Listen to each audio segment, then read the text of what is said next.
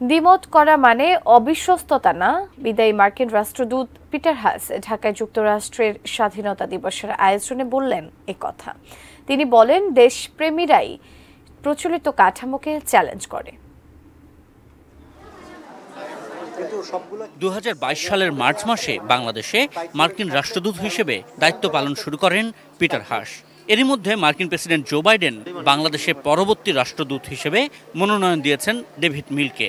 তাই মঙ্গলবার ঢাকার লা মেরিডিয়ান হোটেলে যুক্তরাষ্ট্রের স্বাধীনতা দিবসের আয়োজনে পিটার হাস কি বলেন সেদিকে নজর ছিল সবার। বাংলাদেশের জাতীয় নির্বাচনের আগের 2 বছর ঢাকার স্থানীয় রাজনীতিতে বারবার উচ্চারিত হয় মার্কিন যুক্তরাষ্ট্রের নাম। বাংলাদেশের গণতন্ত্রকে সহায়তার লক্ষ্য জানিয়ে অবাধ নির্বাচনে বাধা প্রদানকারীদের জন্য নতুন ভিসা নীতি ঘোষণা করে মার্কিন যুক্তরাষ্ট্র। এরকম বিভিন্ন কারণে বারবার আলোচনায় আসেন পিটার হাস।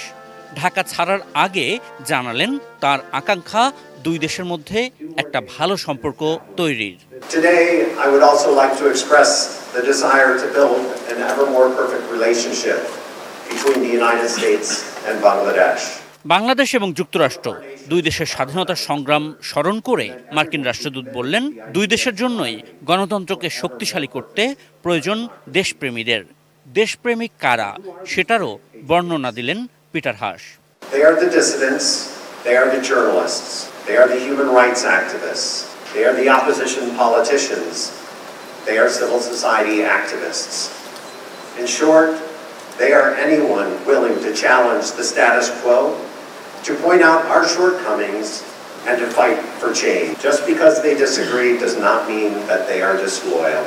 অনুষ্ঠানে প্রধান অতিথির ভাষণে বাংলাদেশের পররাষ্ট্রমন্ত্রী ডক্টর হাসান মাহমুদ বললেন, যুক্তরাষ্ট্র সবসময় বাংলাদেশের জন্য তাদের সহায়তা অব্যাহত রেখেছে। 2 দেশের মানুষের ভালোর জন্যই বাংলাদেশ যুক্তরাষ্ট্র একসঙ্গে কাজ করে যাবে বলে আশাবাদ ব্যক্ত করেন তিনি।